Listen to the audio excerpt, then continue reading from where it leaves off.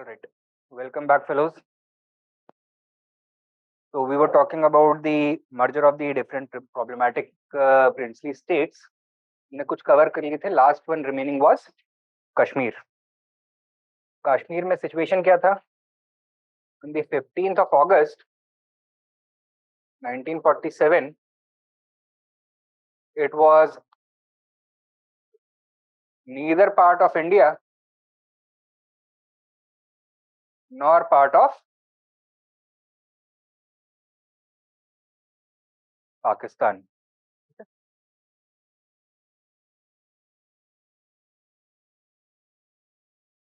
The region of Kashmir had been part of the Durrani Afghan Empire till 1812, when it was conquered by Maharaja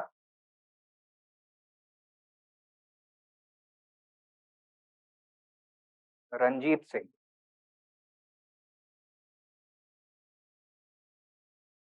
And it remained part of the Sikh Empire till 1846.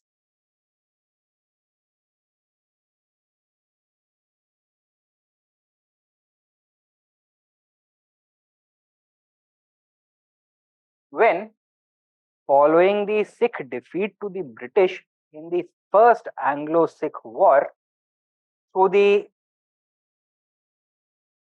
Treaty of Lahore,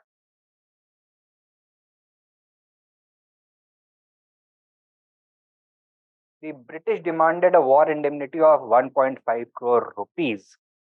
The kingdom, the Sikh Empire, was not in a position to pay the complete amount. It paid only 50 lakh rupees and transferred the territories of Kashmir and Hazara to the East India Company. The company was in need of cash, and therefore, shortly after the treaty was finalized, the territory of Kashmir was sold to the Raja of Jammu, that is Gulab Singh Dogra, right?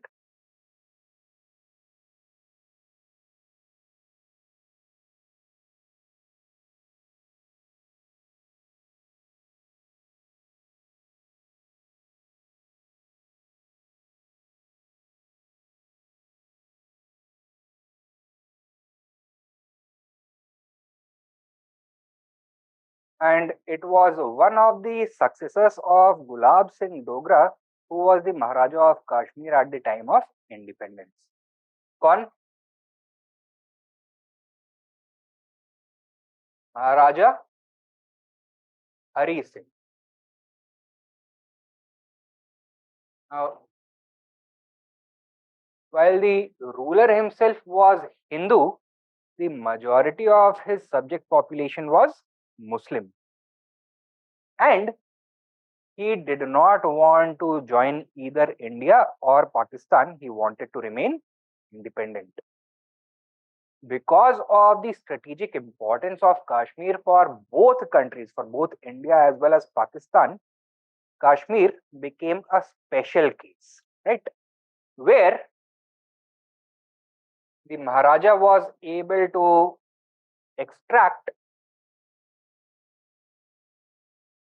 standstill agreements from both countries.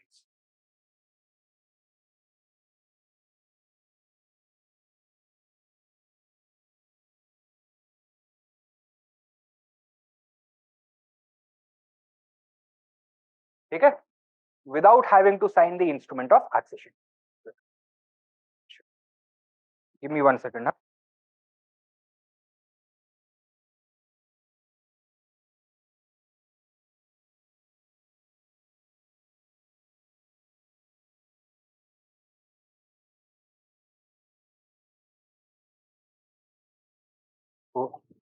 Standstill agreement दोनों के साथ sign कर दिया था, instrument of accession किसी के साथ भी साइन नहीं किया. ठीक है? Now, you remember what the standstill agreement contained? The guarantee from both India as well as Pakistan that they are going to maintain the same relationship with the state of Kashmir as the British government had maintained with it. ठीक है, तो उसका जो भी transport, communication, economic agreements, commercial agreements, customs agreements, defence responsibilities, ये सब है वो ऑपरेशन, ये रिलेशनशिप कंटिन्यू होगा इन बोथ केसेस. ठीक है. However, instrument of accession had not been signed with either. It was in this backdrop that on the 22nd of October 1947, a major tribal insurgency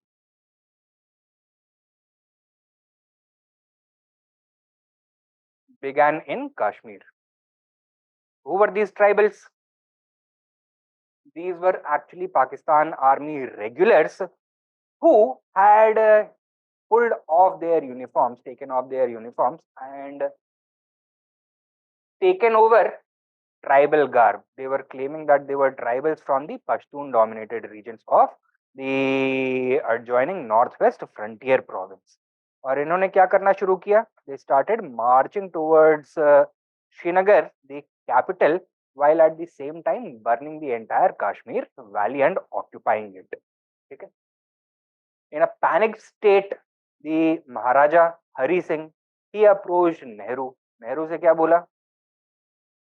We need military assistance, right? तो नेहरू का क्या response था? We are not in a position to provide you military assistance because this is not a matter that directly concerns India. It concerns Kashmir and it concerns Pakistan, right? If India is a part of, if Kashmir was a part of India, then India would have to legally defend it. लेकिन अभी हमारे पास तो legal right. And he insisted that the Maharaja should first sign the instrument of accession and only then will they be able to provide military assistance. All right. On the 26th of October 1947, Maharaja finally signed the instrument of accession with India, and following this, Indian troops and materials were airlifted to Srinagar from places such as Ambala, Patiala, Pathankot, etc. ठीक है. Fighting began between the Indians and the Pakistanis. Now, India was able to repel the Pakistanis from the Kashmir Valley proper, but some of the western and northern sectors could not be liberated in time. In time for what? For the onset of winter. ठीक है. तो दोनों sides को अब रुकना पड़ा. An informal ceasefire had to be called because of the impending winter season. And in the meanwhile, before winter ended, Pandit Nehru ने क्या किया? He referred the matter to the UN, right? UN ने क्या बोला? एक तो immediate ceasefire होना चाहिए, and it passed a resolution. क्या? कि हाँ, कि कश्मीर में इंडिया को प्लेबिसाइड करवाना चाहिए to decide whether it should be part of India or Pakistan or whether it should remain independent, and Pakistan should withdraw its troops, right? However, the situation became extremely complicated. Why? Because by this point of time, the Cold War had reached a very high pitch, right? Greece में fighting शुरू हो चुकी थी and the clouds of war were gathering over Korea also. Pakistan was looking to cultivate a very close relationship with the capitalist side, with the British and the Americans. And India ने जब इसको Kashmir question को introduce किया था, they had introduced it before the UN as the Kashmir question. That is a question of India, an internal matter of India. But overnight it became the India-Pakistan question in the UN resolution. Right? Why? Because the US wanted to use Pakistan as a watchtower to prevent the growth of communism in South Asia and also to counter the growing influence of China. ठीक है. 1954 में for example Pakistan would be made part of सीटो, right? तो जैसे NATO था north Atlantic treaty organisation, वैसे ही सीटो would be the Indo Pacific version of that NATO. So it was in preparation for that stage. That Cold War was brewing up, and that is why India के साथ यहाँ पर नाइंसाफी हो जाएगा. पाकिस्तान ने ये क्लेम किया था, but everybody knew that that was not the case. Everybody knew that these were Pakistani army regulars who were simply pretending to be tribals, और एटलीस्ट ट्राइबल्स के साथ पाकिस्तानी आर्मी के रेगुलर्स मिले हुए थे, और मिले नहीं हुए थे तो कम से कम जो प्लानिंग था, मटेरियल्स थे, वो सब पाकिस्तान आर्मी सप्लाई जरूर कर रहा था. Everybody knew that. The Americans and the British did not want to accept this. They wanted to say that this is an uprising of the people themselves, who were concerned that the Hindu ruler is going to suppress them. He is going to discriminate against them. He is going to try and change the communal complexion of the Kashmir Valley. So that is why they justified the actions of those Pathan tribes, so-called Pathan tribes. और इसीलिए उसको एक bilateral international question बना दिया instead of an internal matter of national security for India, where Pakistan was presented as India like an aggressor, a violator of international peace. But because it was introduced as the India-Pakistan question, so अब UN में a sense emerged that both India as well as Pakistan are legal claimants to the territory of Kashmir, and through plebiscite इसको resolve करना चाहिए, right? So that is what the Americans were able to do. लिखिए इसको. On the 15th of August 1947, on the 15th of August 1947, comma, Kashmir was neither part of India nor Pakistan. Was neither part of India nor Pakistan. Stop.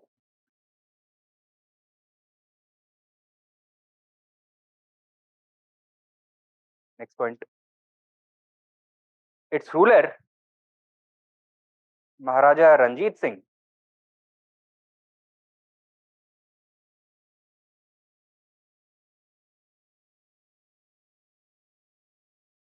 was a descendant of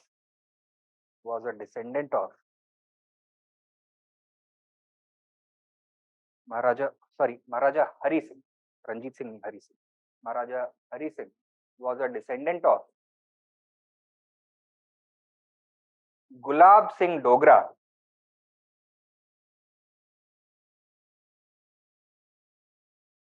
the ruler of Kashmir,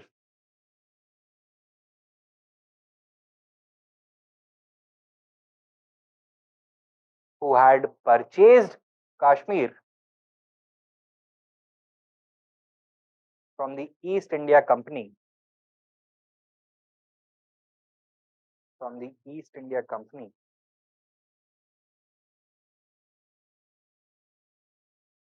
in 1847.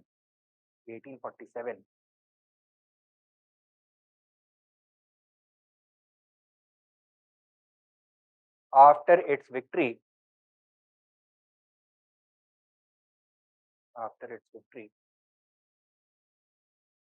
against the Sikhs in the first Anglo-Sikh War.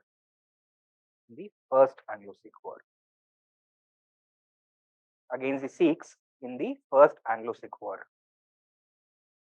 Stop. Next point.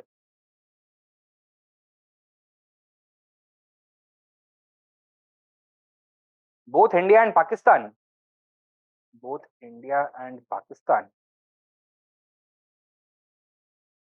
recognized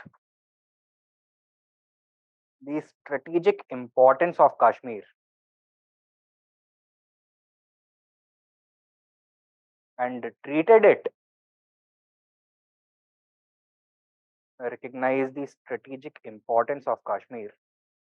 and treated it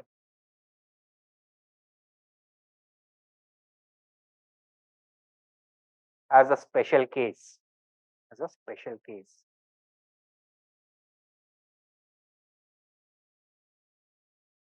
Full stop.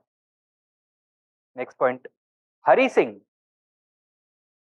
Hari Singh had signed standstill agreements with both countries without signing the instrument of accession.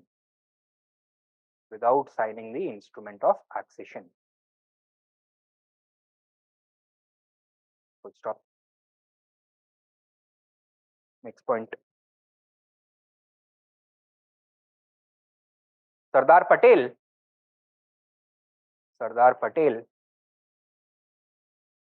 criticized Nehru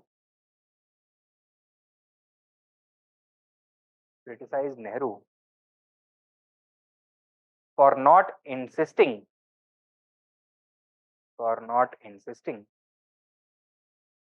upon Kashmir's accession.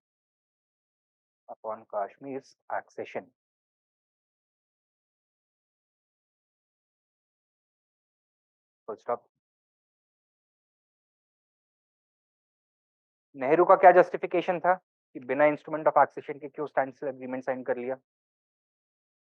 Because जिन्ना भी standstill agreement sign कर चुका था, and if Nehru rejected it, then the position of Pakistan in Kashmir would have become stronger, and finally the Jinnah may have been able to convince the ruler of Kashmir to merge with Pakistan instead of India. अब standstill agreement है तो कम से कम ऐसा नहीं होगा कि पूरा का पूरा कश्मीर पाकिस्तान हड़प लेगा, right? So that is why Nehru had decided to treat Kashmir as a special case. Write down sub point. Nehru's justification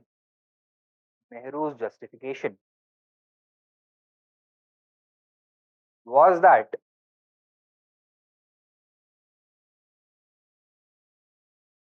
Kashmir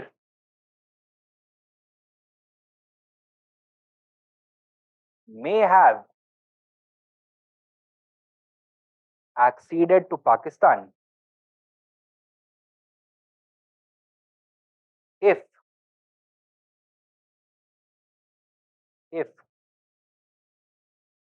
India did not sign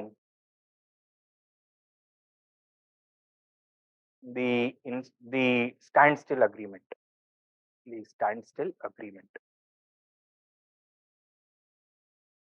Full stop. Next main point लिखो.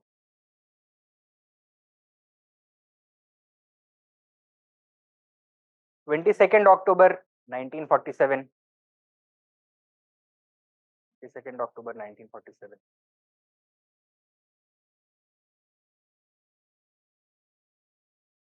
A large number of Pathan tribals, with the backing of the Pakistan Army,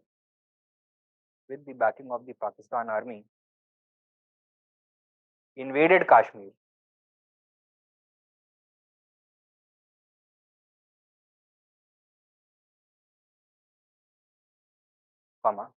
Plundering the valley,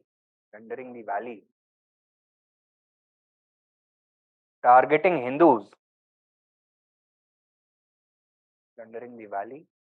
Hindus, and reached the outskirts of Srinagar.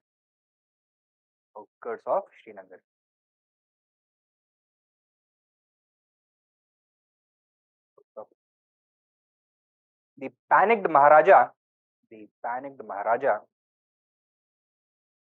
asked for India's help.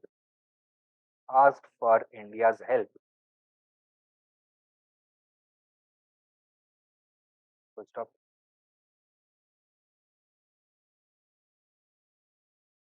India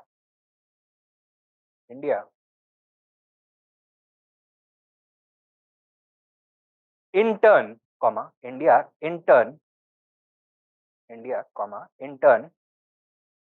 asked the Maharaja to sign the instrument of accession first.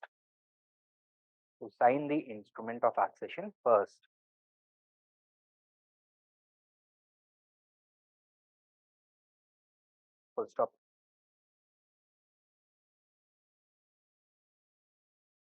Next point.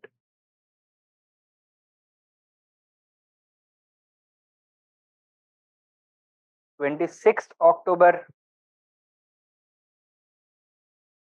1947. Hari Singh signed the instrument of accession. Signed the instrument of accession.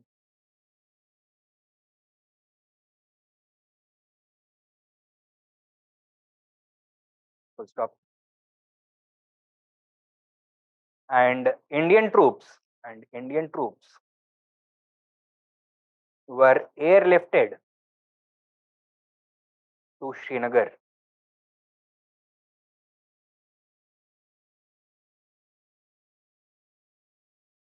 Full stop. Next point.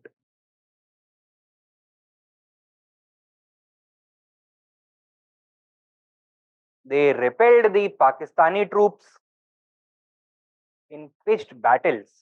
In pitched battles. They repelled the Pakistani troops in pitched battles. But could not push on due to the arrival of winter. Due to the arrival of winter.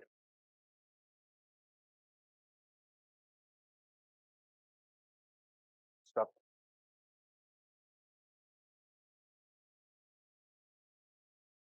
Portions of northern and western Kashmir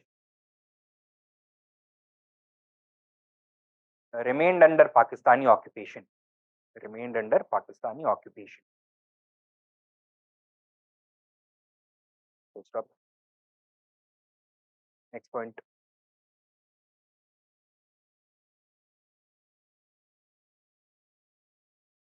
Pakistani occupation.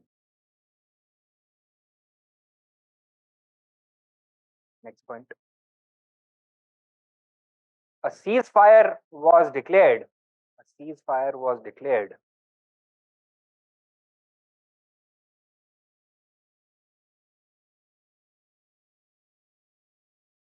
unilaterally by Pandit Nehru. Unilaterally by Pandit Nehru.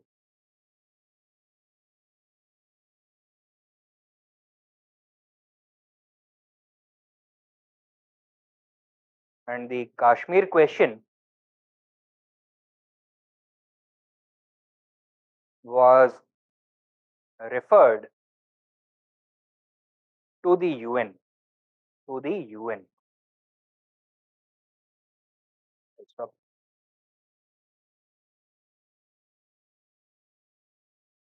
Next point. Due to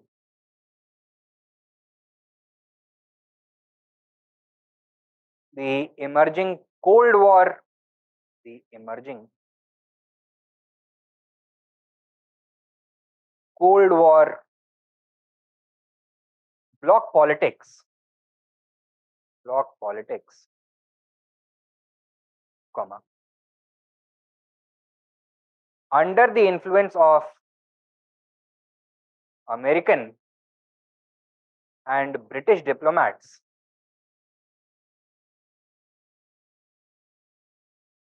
comma, the Kashmir question, British diplomats, comma, the Kashmir question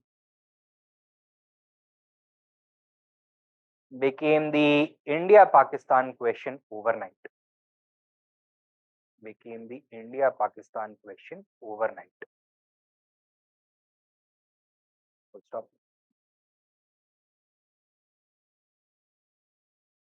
Next point. This had the effect of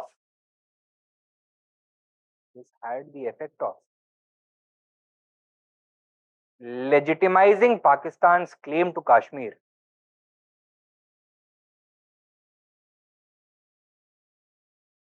Pakistan's claim to Kashmir instead of instead of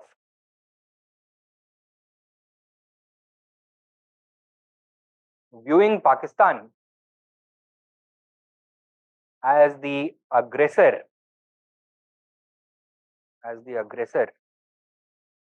and violator of international peace.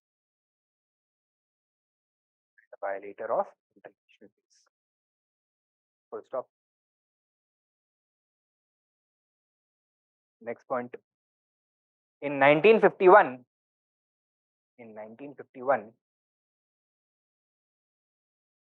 the UN passed a resolution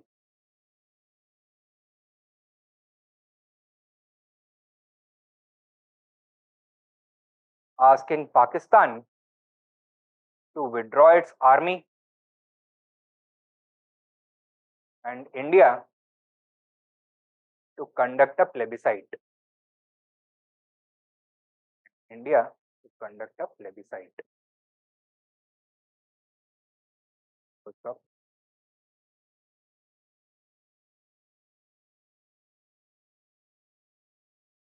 Neither side has initiated any attempts to fulfill the resolution's mandate.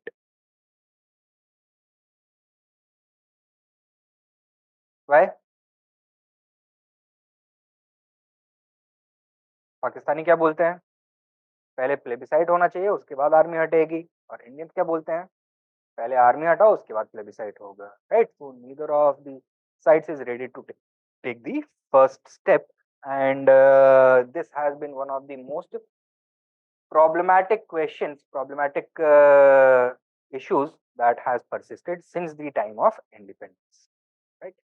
So ये हो गए 6 problematic states and how they were integrated into the Indian Union.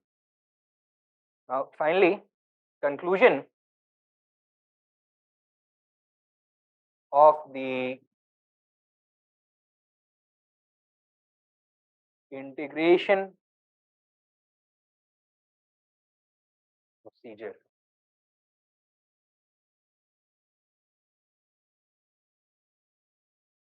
Right?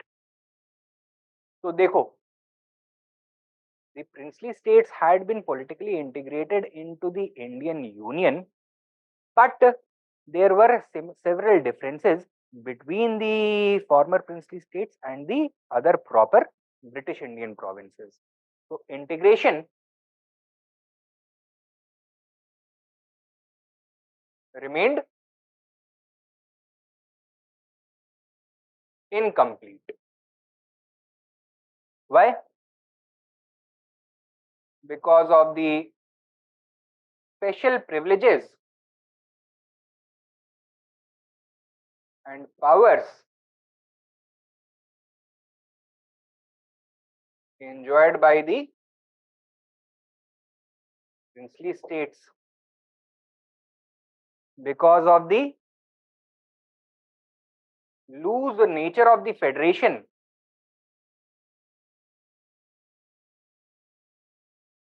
of the princely states with India, where the distinct princely the different princely states were required only to surrender their defense, external affairs, and communication to India, while they enjoyed internal autonomy in all other matters. The majority of the princely states were extremely undemocratic.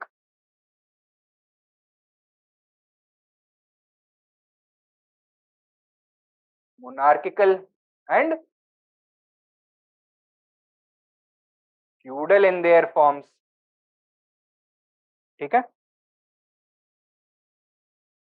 And this was preventing the subjects of these former princely states from enjoying the real fruits of independence and democracy. Right? It was preventing their emotional and psychological merger with the rest of India. And the task of building this so-called Akhand Bharat remained incomplete. ठीक है, undemocratic, monarchical and feudal government.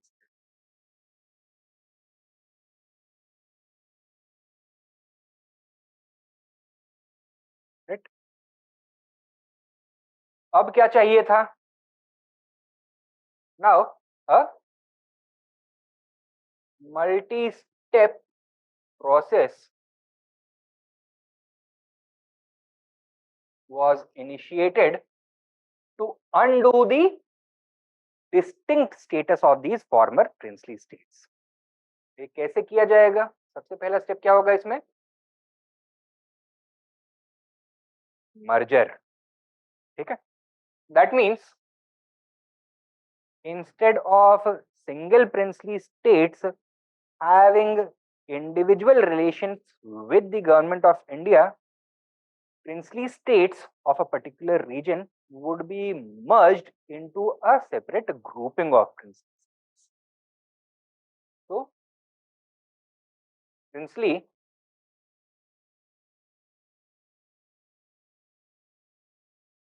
unions would be created। ठीक है, अब ये princely unions for example, एक union create किया गया Punjab and east Patiala state undertaking, PEPSU. ठीक, उसमें पटियाला का प्रिंसली स्टेट जो था, उसमें जिंद का जो प्रिंसली स्टेट था, उसमें फिरोजपुर का जो प्रिंसली स्टेट था, एक्सेट्रा। तो 5-6 प्रिंसली स्टेट्स को एक दूसरे के साथ मर्ज कर, राइट। ईदर प्रिंसली यूनियंस वर क्रिएटेड और these smaller princely states were merged with Indian provinces।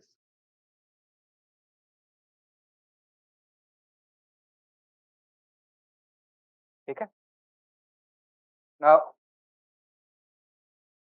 Nehru and Patel did not want to carry out this step immediately because Governor General अभी भी Mountbatten था। They wanted Mountbatten's term to come to an end because he would definitely have objected to this। Why? Because this would have been a violation of the promises that the Governor General had made to the princely states कि आपका जो autonomy हो उसको preserve करके रखेंगे, right? Your independent identity is not going to be diluted, your privileges are going to be secured, right? However, they had to act. Why? Because in October 1947, there was a major tribal uprising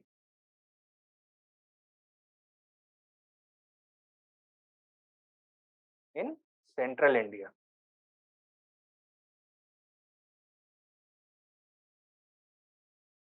तो central India के states थे, उनके rulers के साथ एक emergency meeting हुई which lasted the whole night in October 1947। I think 22nd of, yeah, 24th of October 1947, right? And in this meeting, it was decided that these states are going to be merged either with the CP, that is the central provinces, Madhya Bharat, or with Bihar or with Odisha। ठीक है, so these princely states were merged with CP, Bihar and Odisha।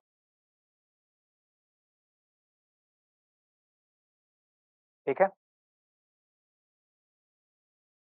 And following this कई सारे states को provinces के साथ मर्ज कर दिया गया and a number of princely unions came into existence as well.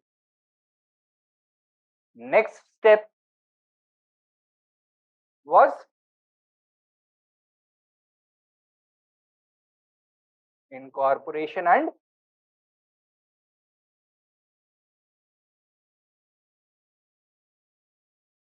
democratization।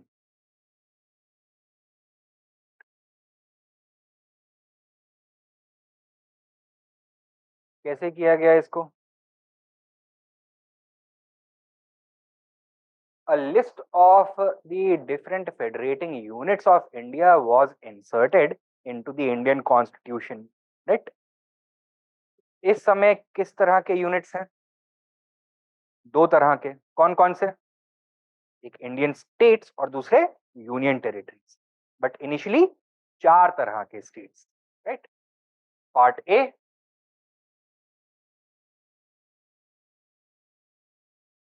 Part B, part C and part D. Part A were the ordinary states. Part B were the princely unions. Part C were the centrally administered territories, जिनको chief commissioner provinces भी बोलते थे, except the Andaman and Nicobar islands. And part D में केवल एक territory था, कौन सा? The Andaman and Nicobar islands.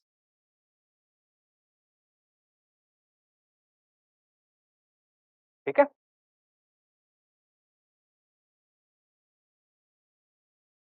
Now it was important that the distinction between part A and part B states that should be completely erased. और वो कैसे होगा? With their democratization. कैसे किया गया? The individual rulers, now they were incorporated into the state governments of these part B states through two institutions.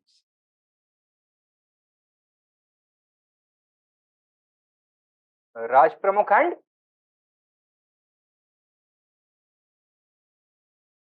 Presidium, right? Raj Pramukh कौन होगा? इन princely unions का जो कॉन्स्टिट्यूशनल हेड है.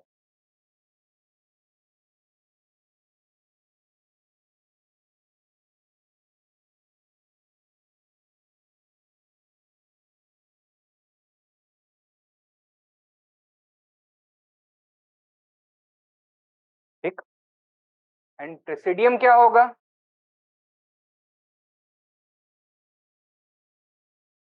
Council of princess of the constituent princely states. So these part B states have been created by merging several princely states ना. तो इनके जितने भी former rulers थे, they were given a place in the presidium. What would be their role? To act as the body which elects the Raj Pramukh. ठीक है. तो although ए princely union तो रहेगा, बट कॉन्स्टिट्यूशनल हेड जो होगा, would he be an appointed official और a royal official और an elected official? Elected official है. ठीक है. तो in this way it was democratised. Secondly, Raj Pramukh जो है, he was simply the constitutional head, right? This presidium also did not have any powers with respect to day-to-day administration. Apart from this machinery, एक और चीज थी क्या? These these princely unions of part B states had full-fledged state legislative assemblies with an elected council of ministers, and the Raj Pramukh was directly responsible to, or they were directly responsible to the Raj Pramukh. That means he had to act on the basis of the aid and advice rendered by the Council of Ministers. ठीक है. So this was the new arrangement that was introduced in order to incorporate and democratize the princely states. And finally क्या करने की जरूरत थी? To undo even the territorial distinction between the princely states and the Indian states. And how to do that?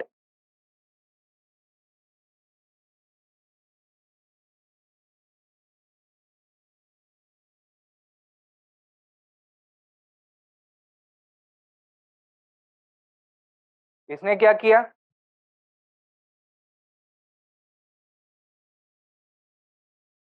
Part A और part B states के बीच में जो difference था उसको खत्म कर दिया. Part B states were broken up and were merged with the different Part A states, or they were constituted into separate Indian states. तो यानी कि Part B states ceased to exist. ठीक है. राज प्रमुख अब नहीं होगा. They were replaced by governors appointed by the center. ठीक है. Next लिखो. Next main point.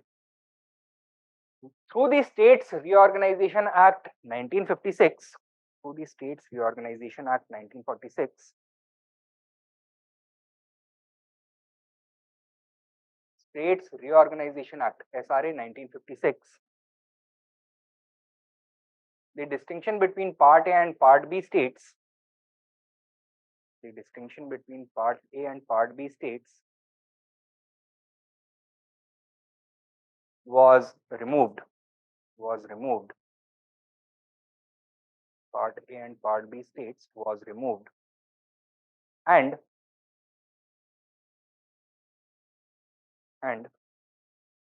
their former Raj Pramukhs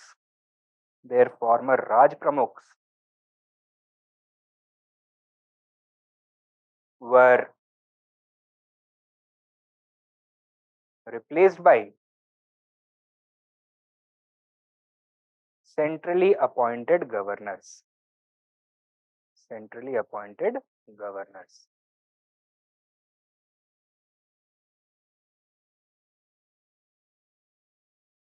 ठीक है.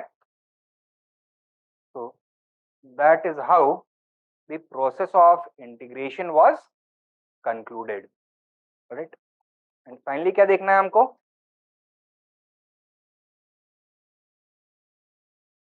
Critical evaluation of the merger of princely states.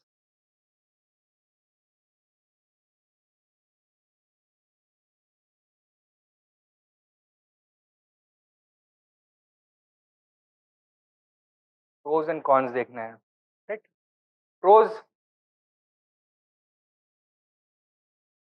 the process of merger was able to physically unite India.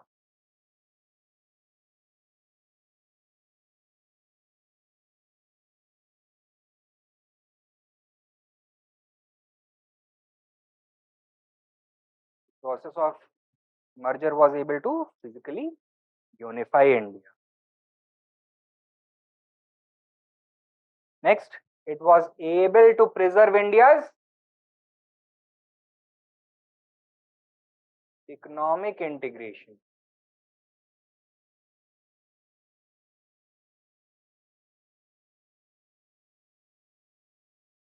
It was able to fulfill the aspirations of the states people who had supported the independence movement.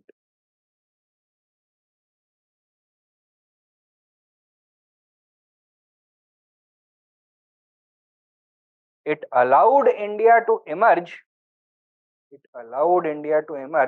as a united and democratic nation.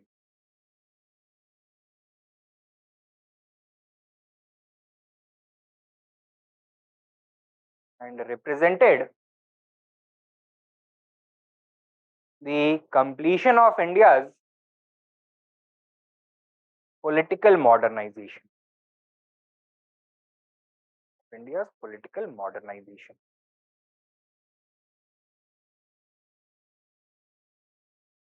Right? So the idea of divine rights of kings, etc., monarchical rule, feudalism, they were all rejected in favor of democracy, in favor of popular sovereignty. Next, likho. The integration of princely states. The integration of princely states helped to stabilize, helped to stabilize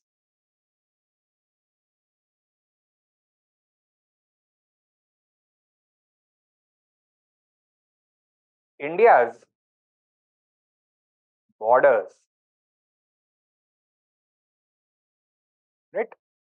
Several princely states were situated on the borders, and had they not become part of India, the Indian international border would have remained extremely porous.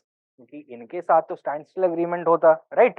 However, such standstill agreements would not be possible with other neighboring powers such as China or Burma or Pakistan, etc. Right? So it would allow these hostile foreign powers to infiltrate India at will, right? So that is why it was also important from a security point of view. Further लिखो prose में ही, और क्या फायदे हुए integration of princely states के? It was able to bring about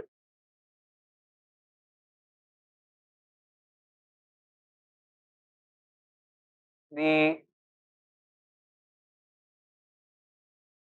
spiritual integration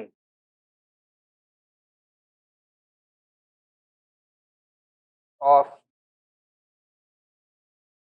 India, of India.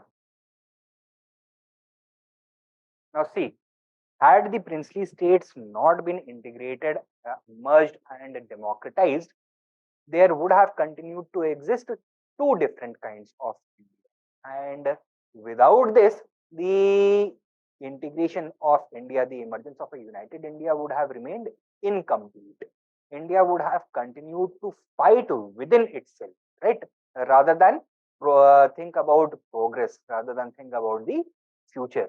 So, spiritual integration of India would not have been possible without the integration of the princely states. It brought about the spiritual integration of India, preventing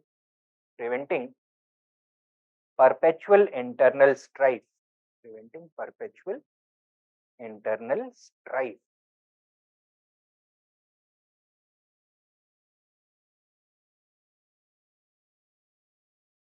ठीक है, तो ये तो हो गए इसके कुछ pros. Cons,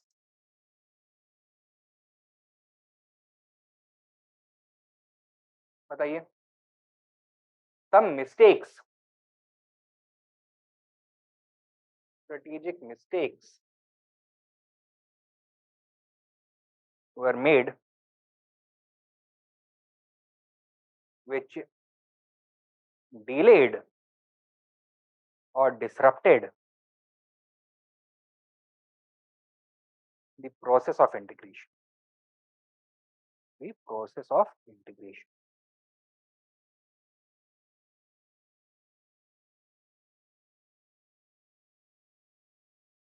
Example, in the case of Junagadh and Kashmir,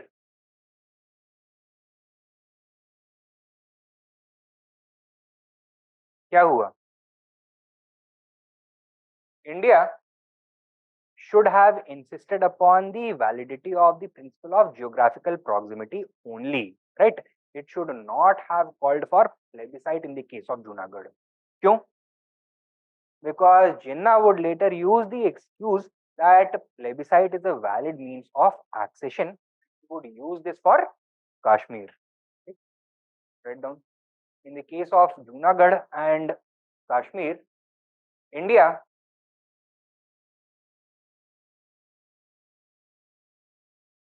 should have insisted upon the validity of the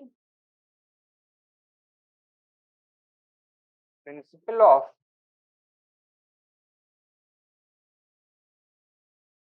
geographical proximity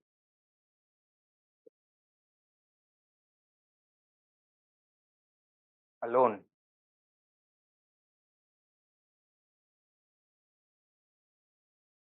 Junagadh actually, Jinnah used it very cunningly as a test case for Kashmir. He wanted to know कि Indians क्या करने वाले हैं यहाँ पर. He knew that it would never become part of Pakistan, but he supported the independence movement of Junagadh as well as the accession of Junagadh to Pakistan simply to force the Congress to carry out a plebiscite in Junagadh.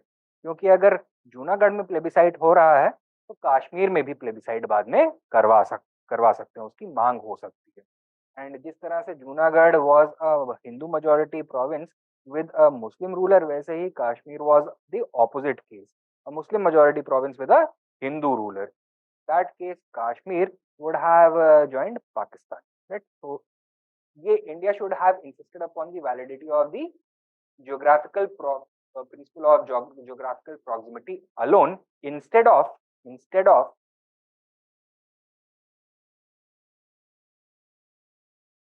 insisting upon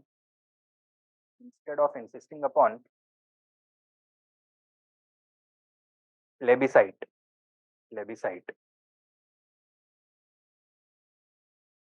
ठीक है. एक mistake तो ये हुआ. Second mistake, in the case of Kashmir,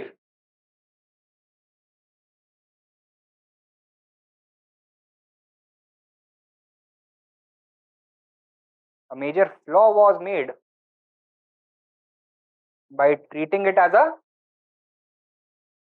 special case.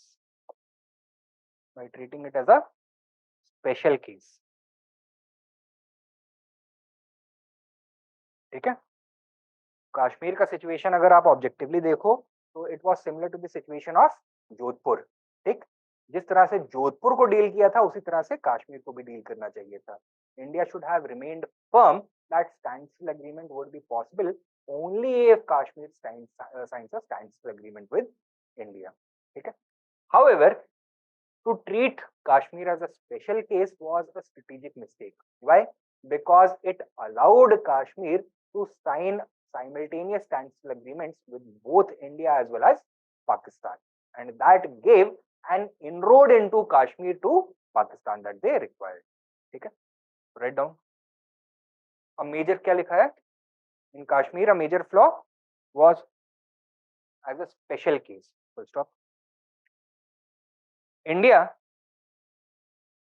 should have insisted upon signing the instrument of accession as a precondition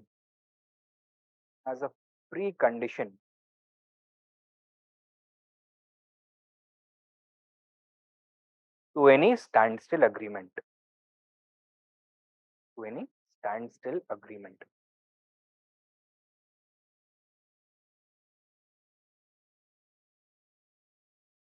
ठीक है. Next, in the case of Kashmir एक और इशू क्या? unilaterally calling for ceasefire and sending the issue to UN. Right. Further, the unilateral ceasefire and referral of the Kashmir question to the UN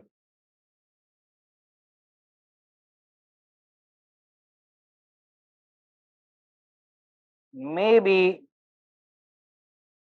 seen as an example of Nehruvian idealism. उनको क्या लगता था? That all international institutions are going to act impartially, that there are forces of good in the world, right? But reality क्या था? That the UN was the topmost chamber where the Cold War was being conducted. Nehru, because he was such a gifted statesman and diplomat, should have been able to foresee this happen, right?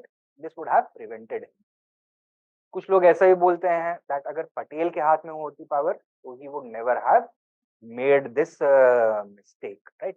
And he would have insisted upon the military expulsion of Pakistan before any decision or before any move to send the issue to the UN. तो पहले पूरा का पूरा बाहर निकालते, उसके बाद UN resolution.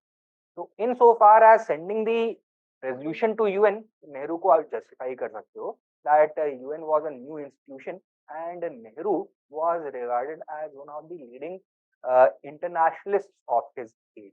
तो दुनिया भर के लोग उनकी तरफ देखते थे and he was not only trying to protect the sovereignty of India but also trying to preserve the integrity of the UN itself.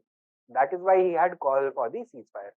लेकिन काउंटर आर्गुमेंट आप ये दे सकते हो कि अगर यूएन भेजना ही था रेजोल्यूशन तो ये पहले पाकिस्तान की आर्मी को पूरे कश्मीर पे खदेड़ते, उसके बाद भेजना चाहिए था, पहले नहीं भेजना, राइट? तो जंग बंदी के बाद भेजना गलती थी, जंग बंदी के सॉरी के पहले भेजना गलती थी, या पाकिस्तान को बाहर निकालने से पहले भेजना गलती थी. तो अगर केवल इतना आर्गुमेंट कर रहे हो तो that argument may seem valid, but अगर ये बोलते हो कि sending the resolution to UN itself was a mistake, तो वहां पे जो आर्गुमेंट है that becomes a little shaky. ठीक है, so these are some of the cons. With that we have finished this first topic, the integration of the princely states. Next इसके बारे में बात करें, linguistic issues.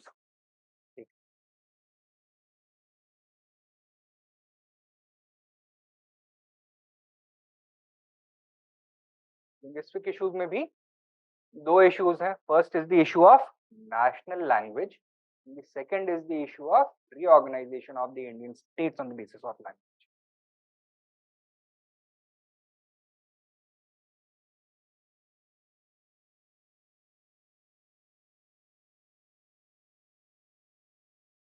सबसे पहले नेशनल लैंग्वेज का जो इशू है उसको डिस्कस करते हैं, right?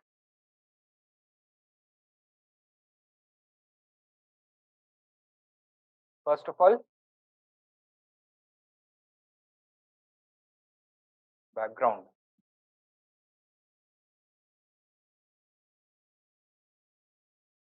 Now, during the period of British colonization in India, which language had emerged as the lingua franca of India, जिसमें सारे इंडियंस एक दूसरे से कन्वर्स कर सकते थे?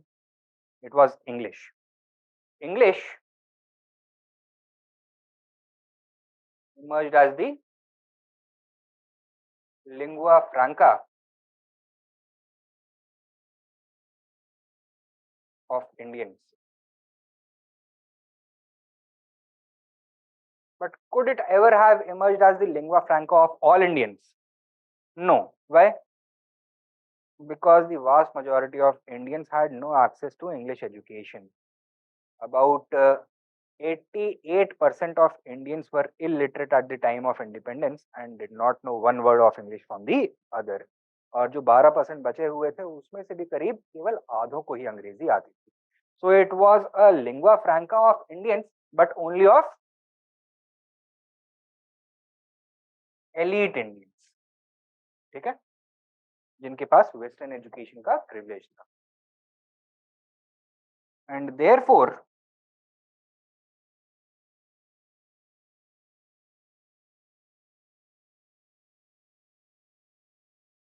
नेशनलिस्ट लीडर्स, इन्होंने क्या बोला? इंडिया का कोई एक कॉमन नेशनल लैंग्वेज होना चाहिए या नहीं होना चाहिए? होना चाहिए, but it should not be English, for two reasons. First of all, ये लैंग्वेज तो बहुत अच्छा है, इसका लिटरेरी ट्रेडिशन भी काफी रिच है, and इसका economic utility in the modern world that is also quite high because it is not only the lingua franca of Indians but it has now become a global language. So Indians will continue to gain a lot by speaking English. However, nationalist leaders felt that English was something that was imposed upon Indians. English was introduced to destroy Indian culture, to dilute Indian culture, and Mahatma Gandhi ने क्या express किया? That a people can never express their true genius except in their mother tongue, and since English was an alien tongue they would never be able to excel in any field if they are talking only in English. ठीक है. So nationalist leaders suggested an Indian language to be the national language. और जैसे ही ये suggestion आया तो लोगों में लड़ाई होनी शुरू हो गई. क्यों? नॉर्थ इंडिया में most commonly spoken language was Hindustani, right?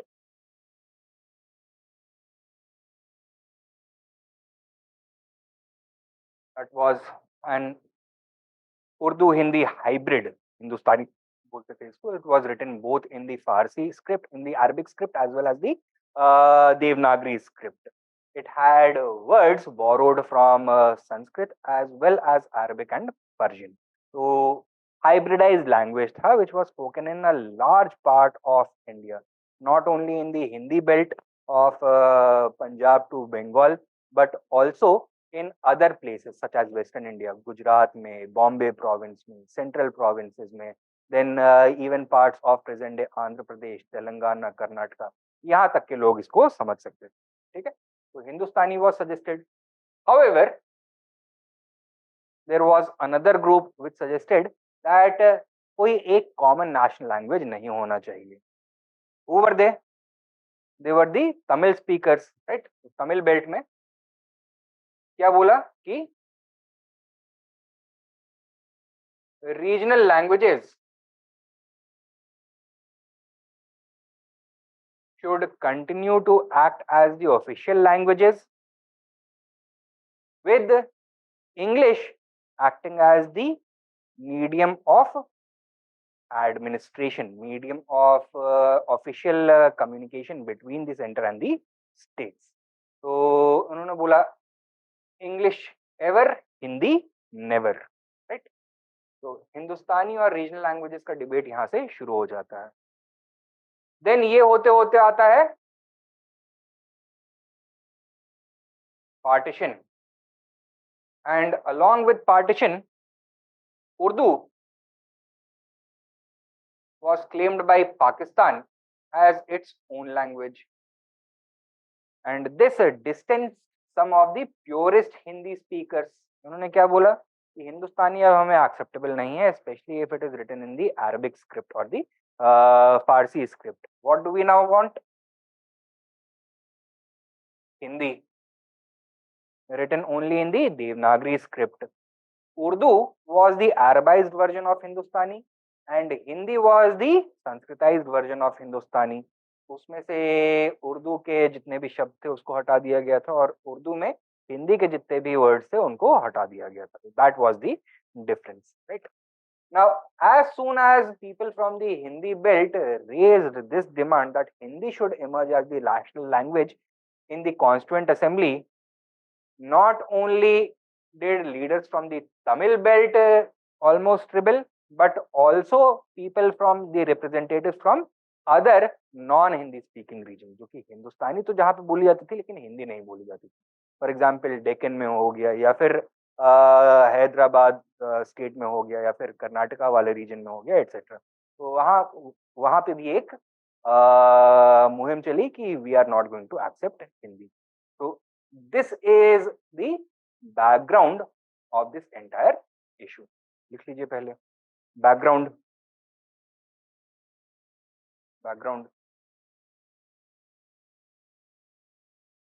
During the freedom struggle,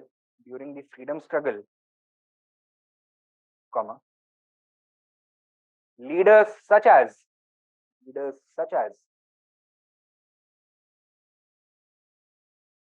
Tilak,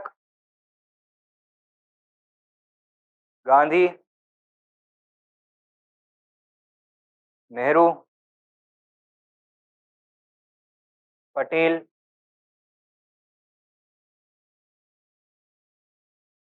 C. Rajgopalachari, Azad, Bose, etc. favored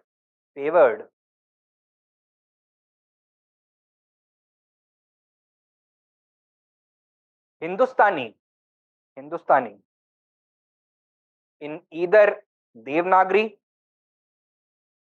or Persian script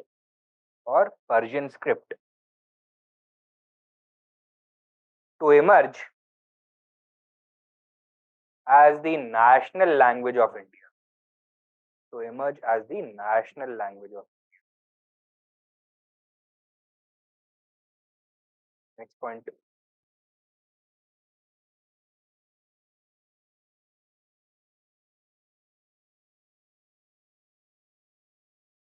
While Mahatma Gandhi admired the English language,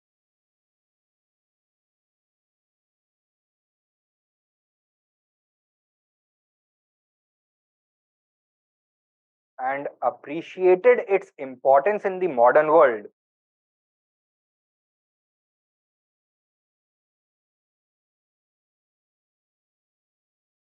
he opposed it. He opposed it as India's national language.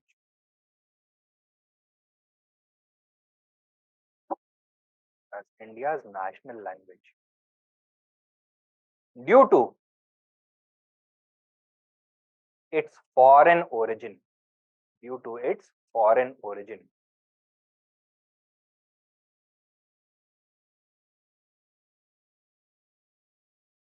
He argued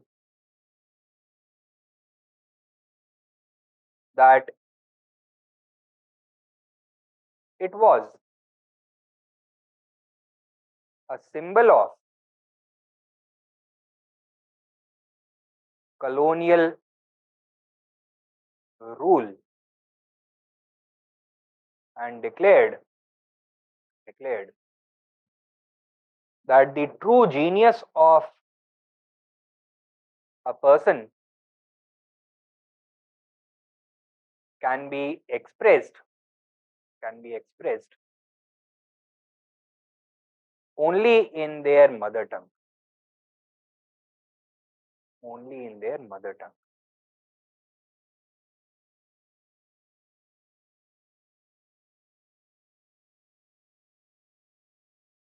ठीक है? Next point.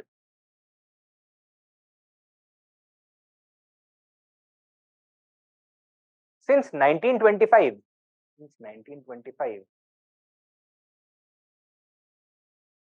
it had become compulsory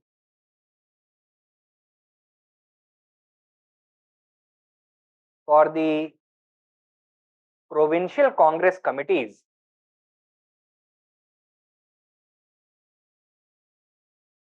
to conduct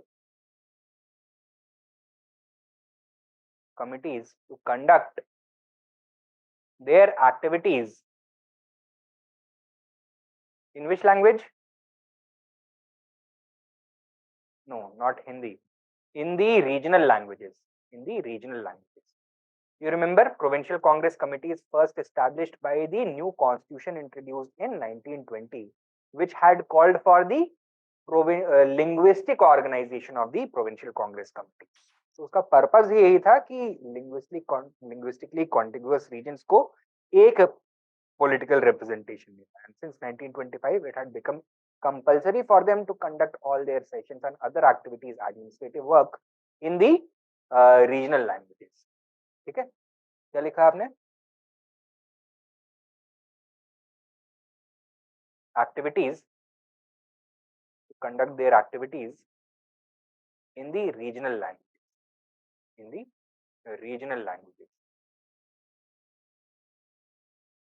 Full stop. Next point. Pandit Nehru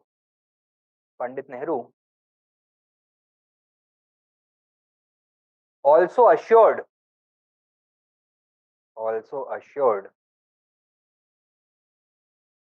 the non-Hindi speakers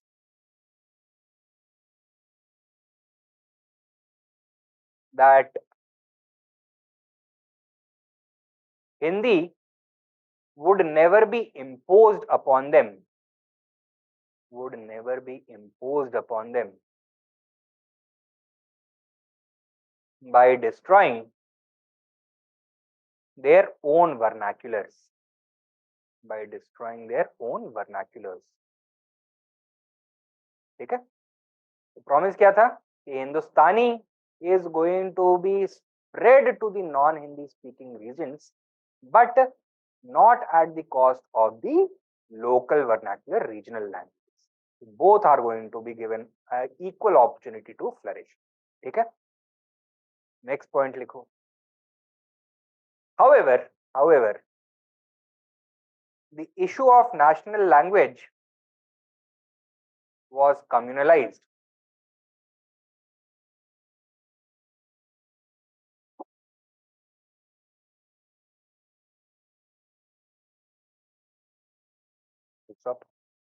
With partition, comma, Pakistan claimed Urdu. Pakistan claimed Urdu.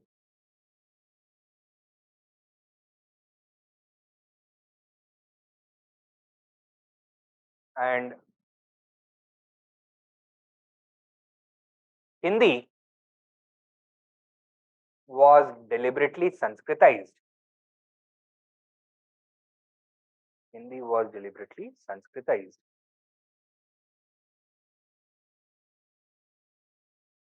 To make it distinct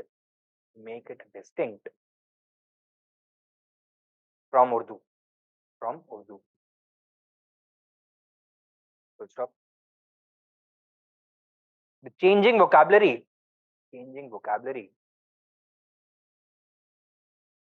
made it difficult for non-native speakers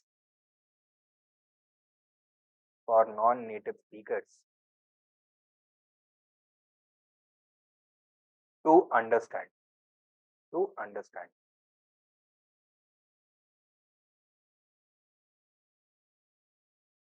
ठीक है, तो ऐसे में constituent assembly में debate होना शुरू हुआ कि should this heavily sanskritised version of Hindi become India's national language और नॉट. तो जो तमिल बेल्ट के लोग थे उन्होंने साफ मना कर दिया और एंड में सोल्यूशन क्या निकाला गया, that India will not have any national language so to speak of. Instead, Hindi would be promoted as the official language of communication between the center and the different states. The different states would be encouraged to conduct their work in Hindi rather than any other language such as English or their vernacular mediums. ठीक है, तो ये accept कर लिया जो Tamil belt के लोग. ठीक है, नेक्स्ट पॉइंट लिखो. Following this,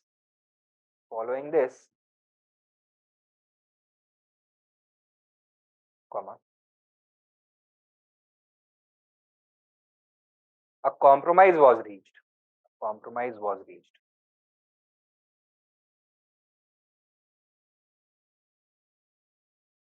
Namely,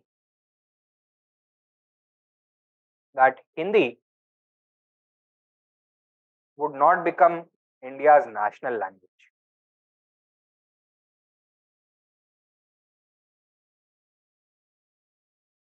Rather, it would become the official language.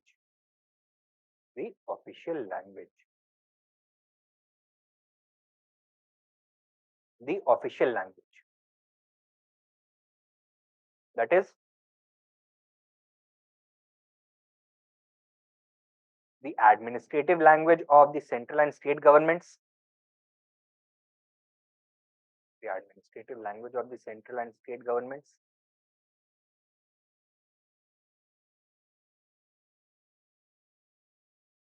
And the medium of communication between the different federating units.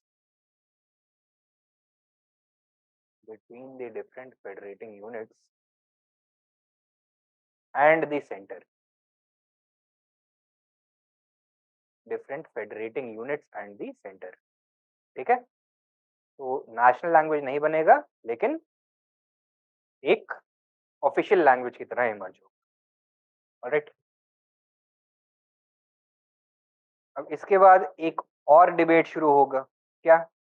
Regarding the timeline for this change.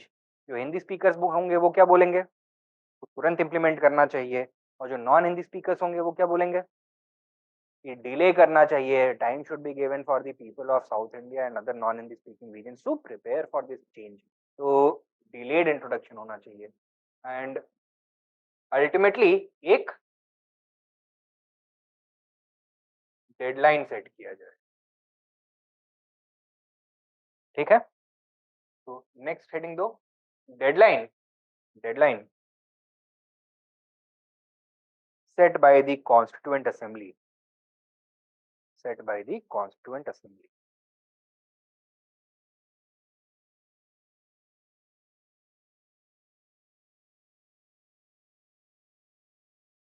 देखो, once it became clear that Hindi would become India's official language,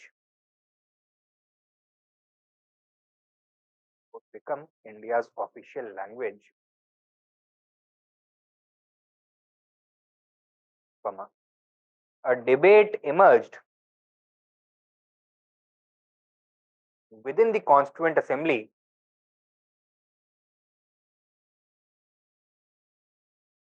regarding the time frame for its introduction. Time frame for its introduction. Full stop. Next point. Hindi speakers wanted immediate introduction, while non-Hindi speakers wanted gradual introduction. Hindi speakers wanted immediate introduction, while non-Hindi speakers wanted gradual introduction.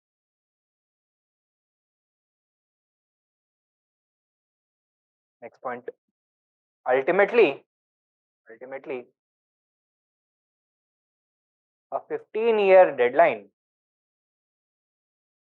was set.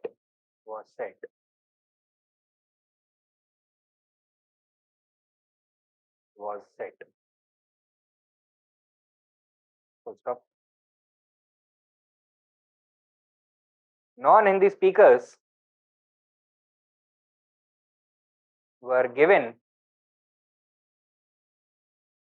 up to 1965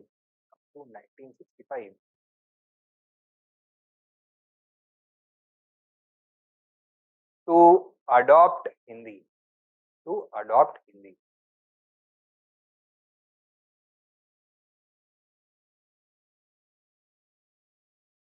ठीक है, next point.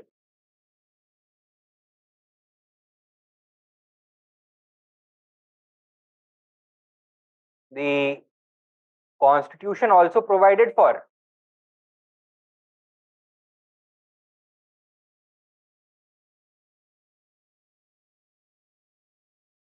the appointment of a linguistic commission, a language commission. The Constitution also provided for the establishment of a language commission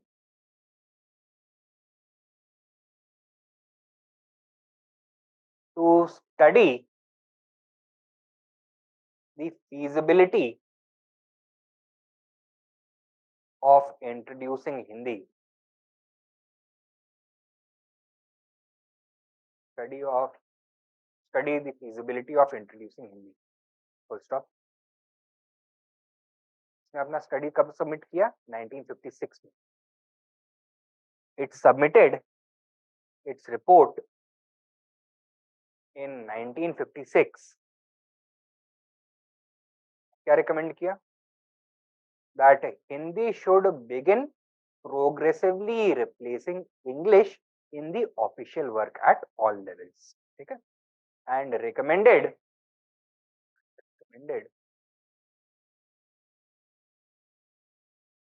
that English should be progressively replaced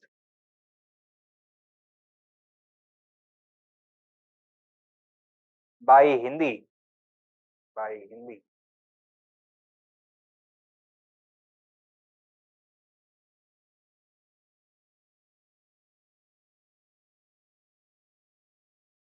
क्या लिखा आपने? It recommended that English should be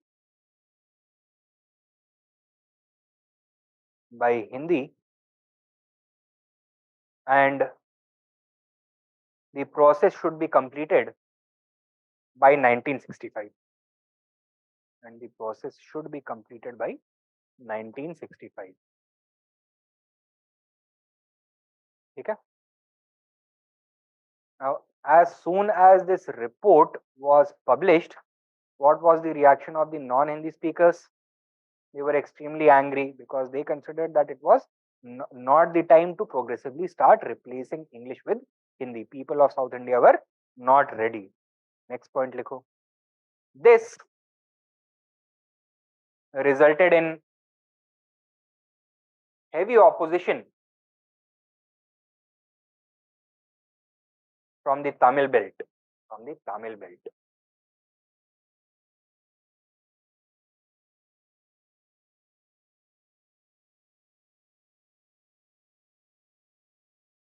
Prompting Nehru to suggest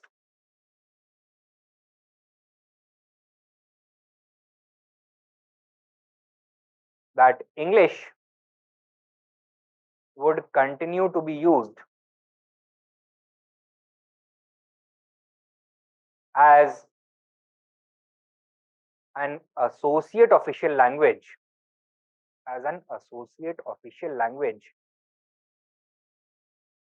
even after 1960. Sorry, even after 1965.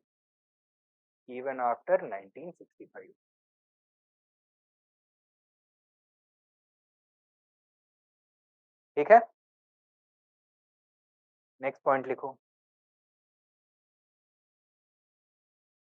A joint parliamentary committee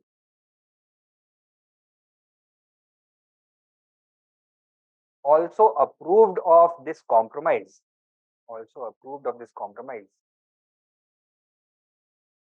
In 1960.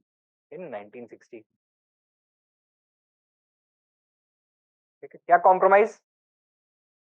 That Hindi would become the principal official language, but English would continue to be the associate official language indefinitely, even after 1965. और जो progressive replacement of Hindi with English with Hindi है वो हर states में compulsory follow करने की कोई जरूरत नहीं. ठीक है? नेक्स्ट पॉइंट लिखो. Next main point. However, a presidential directorate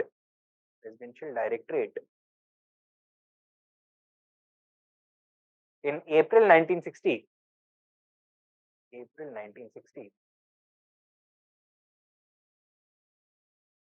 revived the suspicions of the non-Hindi speakers once again.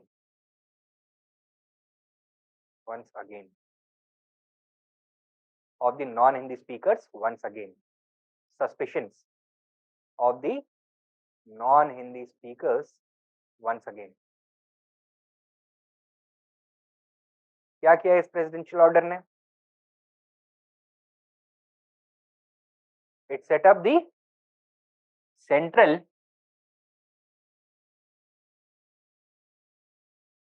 Hindi Directorate,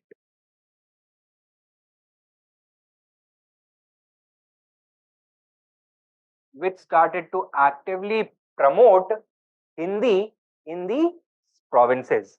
For example, court की ऑफिशियल लैंग्वेज को अब हिंदी करा जाने लग गया। इम्पोर्टेंट मैनुअल्स ऑफ गवर्नमेंट, जो सिविल सर्विस मैनुअल्स हो गए या फिर गवर्नमेंट एम्प्लॉयज के मैनुअल्स हो गए, they were replaced from the regional languages and English to Hindi. जितने भी इम्पोर्टेंट साइंटिफिक वर्क्स थे उनके ट्रांसलेशंस कराए जाने लगे and they began to replace the English versions. इस तरह की चीजें करने लग गए and that is why the suspicions of the non Hindi speakers were aroused once again, because वो जो स्टैंडस्टिल अग्रीमेंट हुआ था between the Hindi speakers and non-Hindi speakers, it said that English would continue to work as the associate official language. If it was the associate official language, that meant there was no need to progressively replace English with Hindi. And the Central Hindi Directorate had started doing just that. Write down. It set up, same point, it set up the Central Hindi Directorate,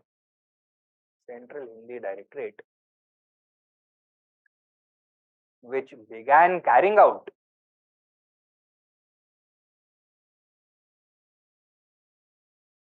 ABCD करके लिखो। A, the publication and translation of standard works,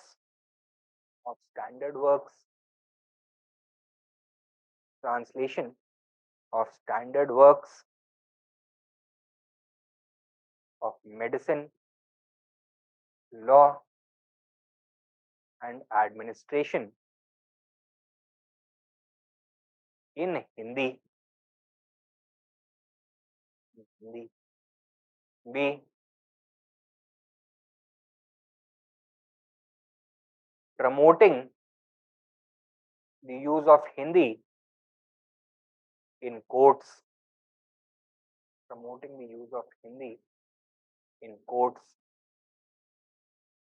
C,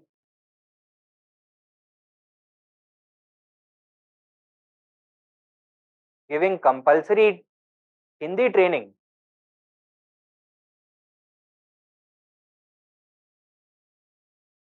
to all central government employees. Training to all central government employees. ठीक है? And reaction क्या था लोगों का, non Hindi speakers का?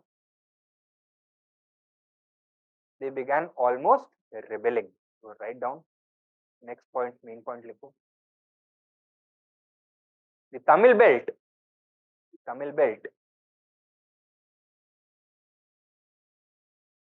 was in a rebellious mood.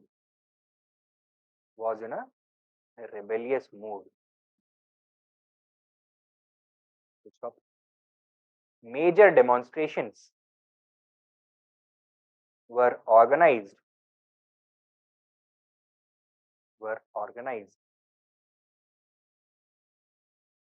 calling for the boycott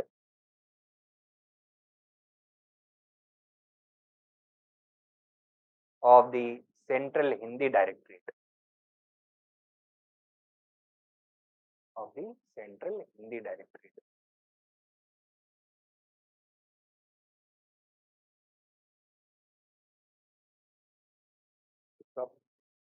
The slogan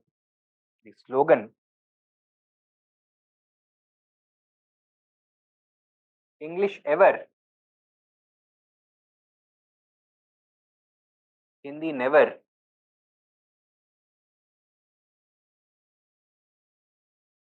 never, was used to convey the anger of the people against the imposition of Hindi.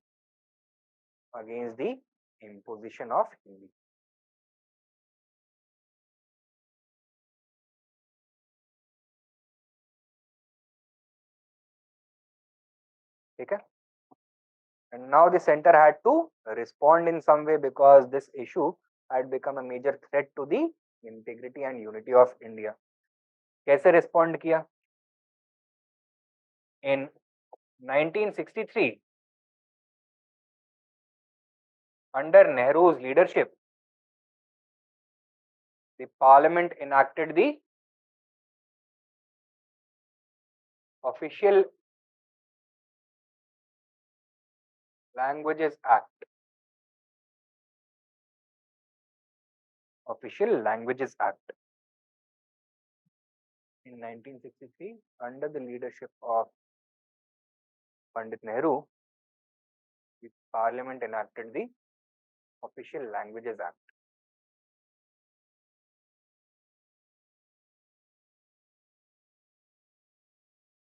ठीक है?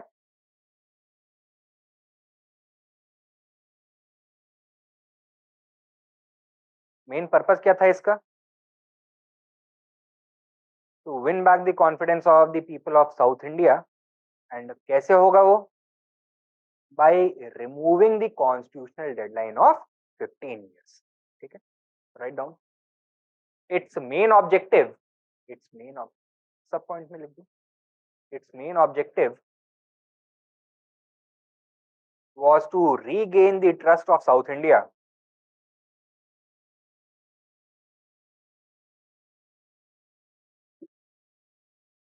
by removing the constitutional deadline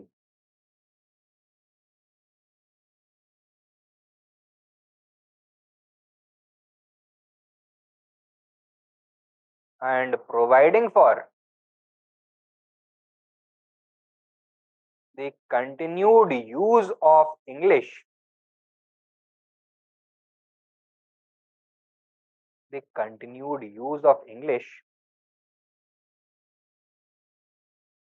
even after 1965.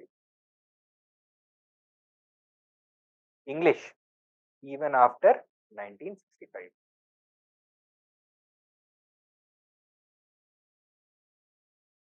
ठीक है? Now, this act, however, also became controversial because of its vague language. Controversy emerged due to the use of the word may instead of shall. क्या बोला? The parliament may provide for the continued use of English for official communication even after 1965, instead of saying the parliament shall provide for. तो may का मतलब क्या हो गया? कि compulsory नहीं है, right? And Hindi speakers said that we are not bound by this act. We are never going to support any movement or any directive to prevent the replacement of English with Hindi. Tamil speakers ने क्या interpret किया इसको? That wording तो ठीक है, अलग है, but it actually means shall only, right? Otherwise, what was the point of introducing this lengthy act? Write down. The act, however, became controversial. The act, however, became controversial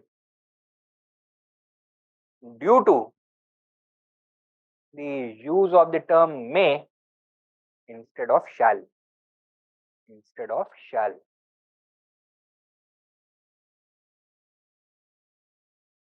ठीक है?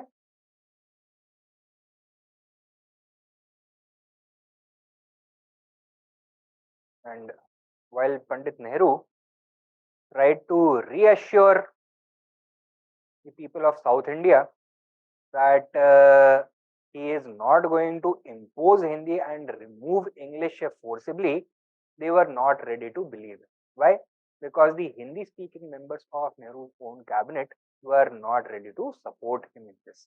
And by this point of time, his health has also started to deteriorate, and he was not able to give the same amount of effort that he used to give to this issue earlier. Okay?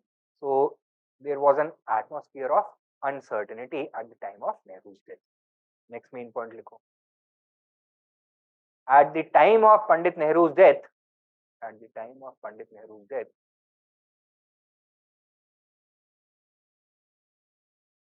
comma. The future was uncertain. The future was uncertain. When Lal Bahadur Shastri was chosen as the new Prime Minister.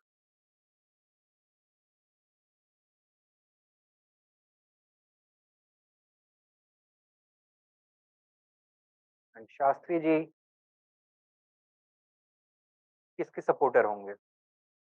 Hindi के supporter. Shastri नाम में ही है उनके, right? Write down. In 1965,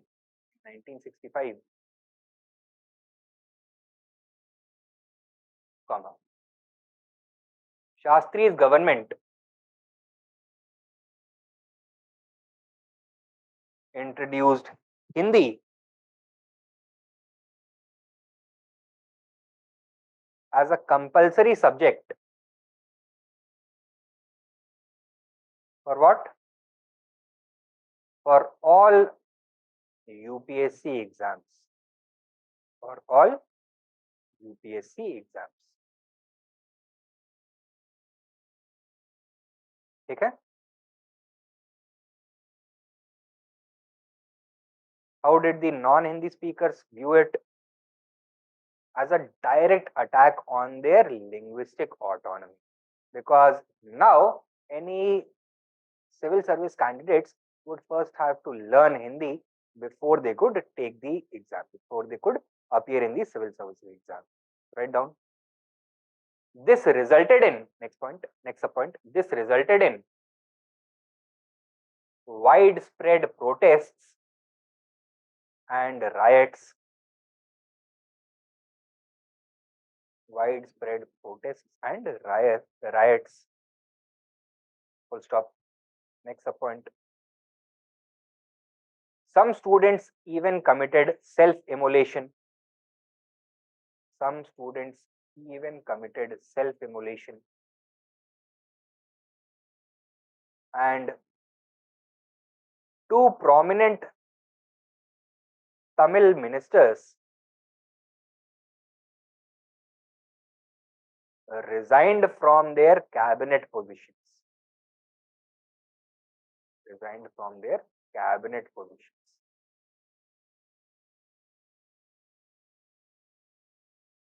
Right? Ultimately, the government had to back down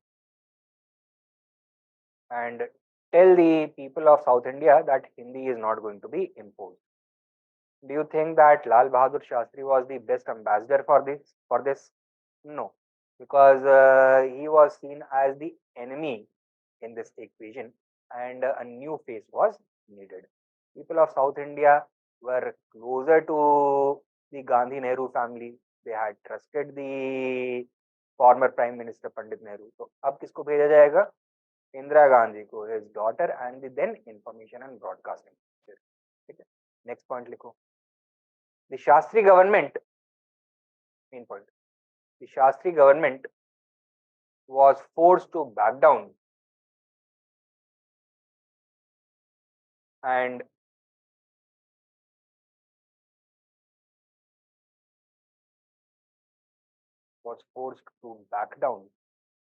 and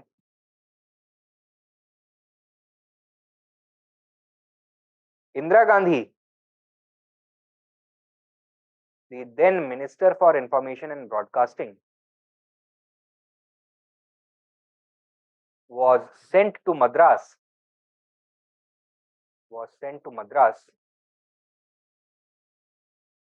to assure the people that Hindi would not be imposed.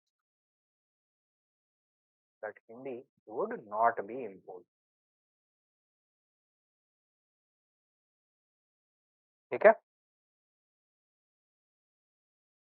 Hindi would not be imposed.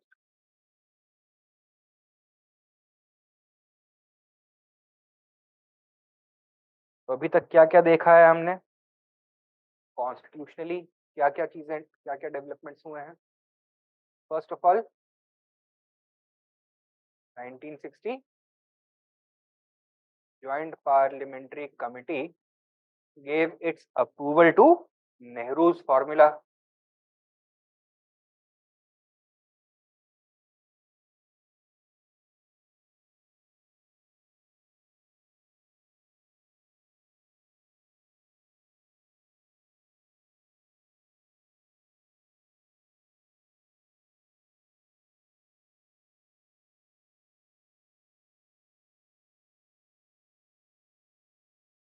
But 1960 में ही क्या हुआ? Presidential directive setting up the central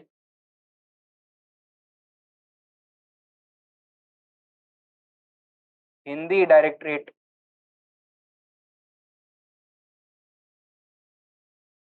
resulting in the revival of the anti-Hindi movement in South India. 1963, the Official Languages Act was enacted by Parliament, but it became surrounded in controversy due to the vagueness of the language of the act. Pandit Nehru died, and in 1965, the government of Lal Bahadur Shastri precipitated a grave crisis by making Hindi a compulsory subject for all the UPSC examinations.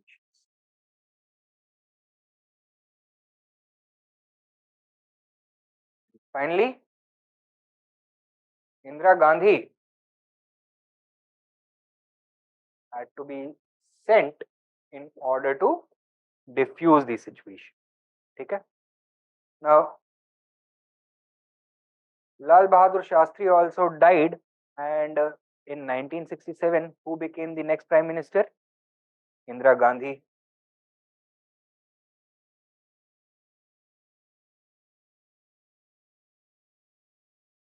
And now, a permanent solution to the national language issue became possible.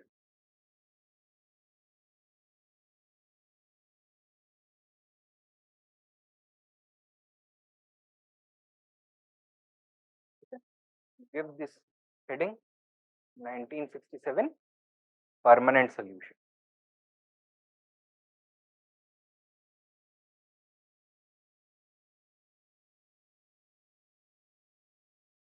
देखो, Indira Gandhi's government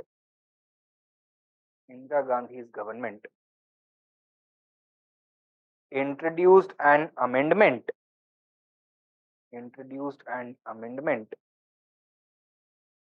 to the 1963 Act.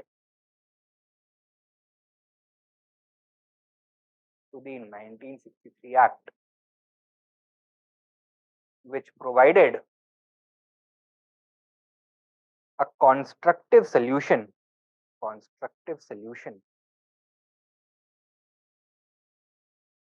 to the dangerous national language issue.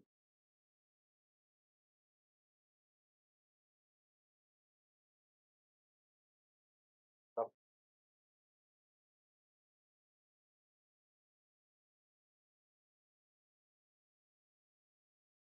firstly, it removed all the ambiguities of the act.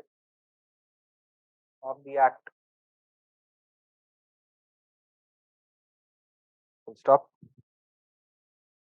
तो shall को हटा, sorry, may को हटा करके shall use कर दिया. Full stop. The same point continue. Its major provisions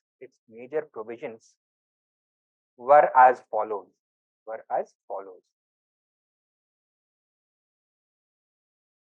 1, 2, 3, 4 करके. Number 1, English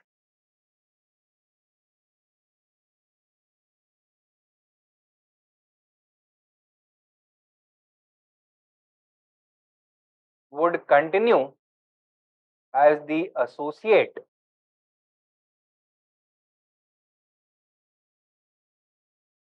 official language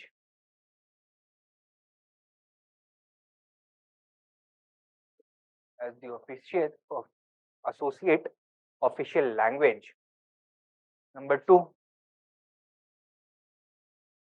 an indefinite policy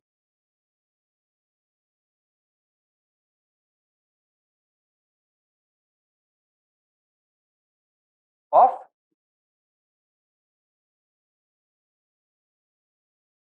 bilingualism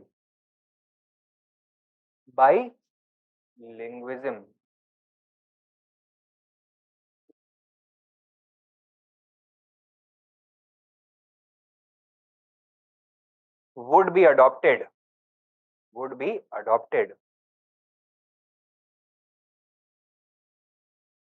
Number 3, bilingualism मतलब the simultaneous use of both English as well as Hindi for all official communication and purposes. A 3-language formula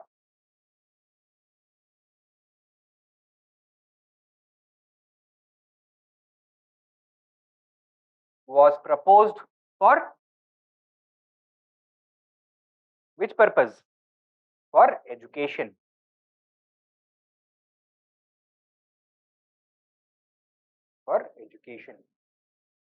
ठीक है. In the Hindi belt कौन सी 3 languages सिखानी चाहिए?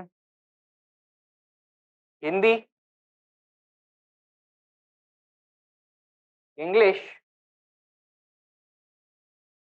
and a vernacular language, a regional language.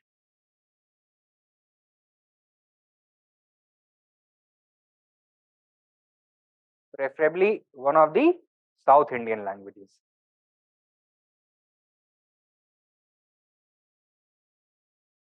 In the non-Hindi belt,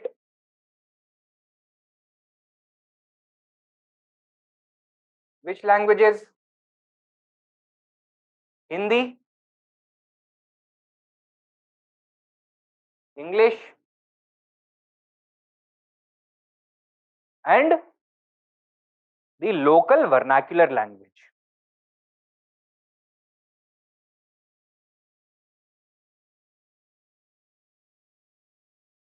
That should be promoted. ठीक है. Next लिखो. Public service examinations. Number 4.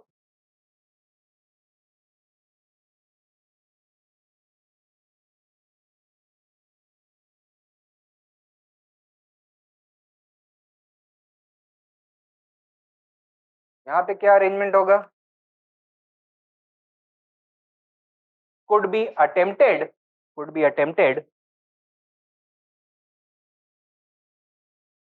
in all the major Indian languages.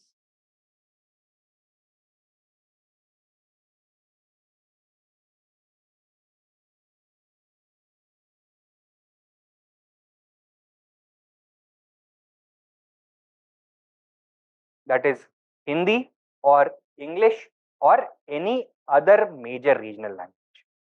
ठीक है. Public service examinations could be attempted in all the major Indian languages.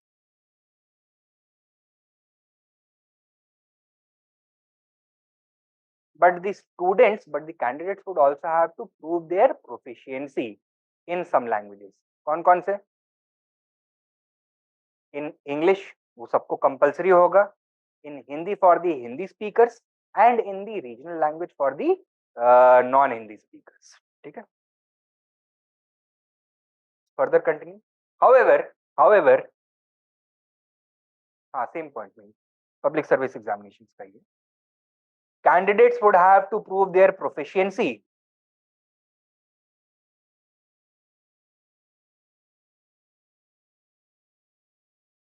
in English in English.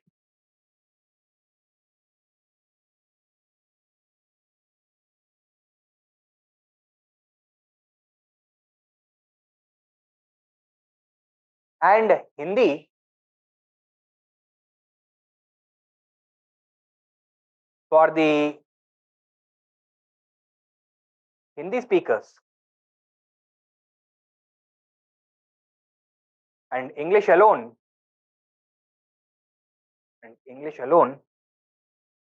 for the non-Hindi speakers.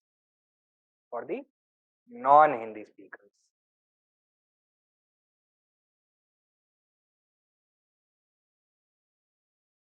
Next लिखो number 5. 14 regional languages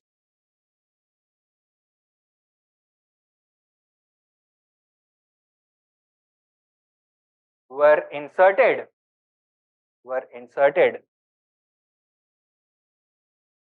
into the 8th schedule.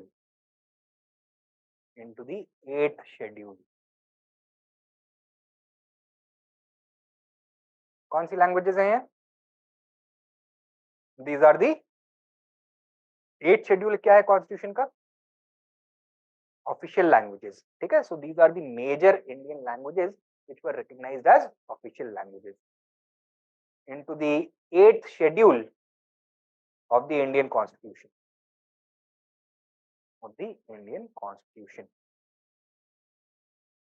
Full stop. All of them were given the status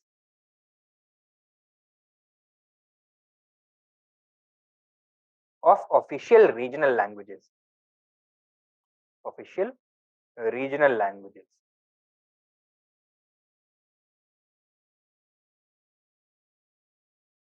ठीक है, and ultimately इसमें कुछ और add किए गए.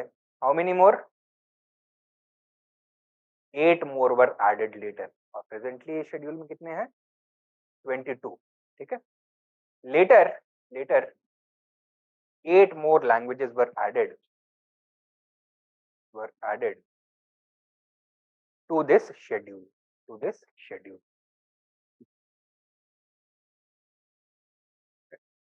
Take down a question.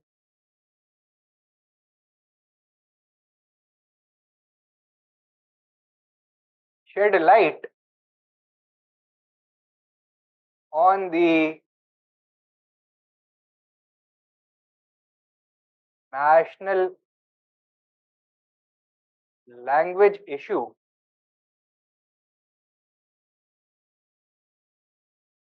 which emerged post independence.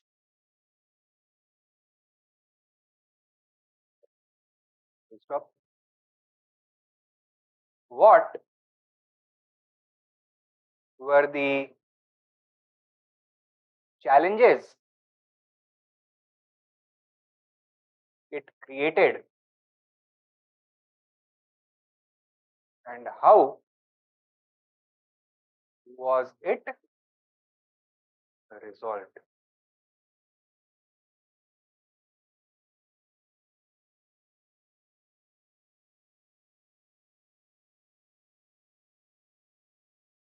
Shed light on the national language issue which emerged post independence. What were the challenges it created and how was it resolved? ठीक है, हो जाएगा ये. चलिए, next हमको linguistic issue discuss करना है. दी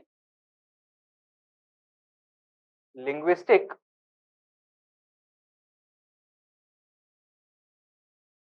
reorganization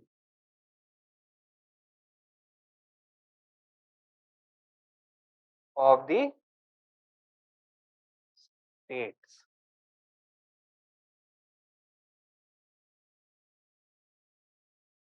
Alright, इसको कल के लेक्चर में कवर करते हैं. कल का सुबह का एक क्लास होगा. ठीक है, 8 to 10:30. राइट, सेकेंड हाफ में नहीं. चलिए, any doubts? No? Alright, thank you for your time.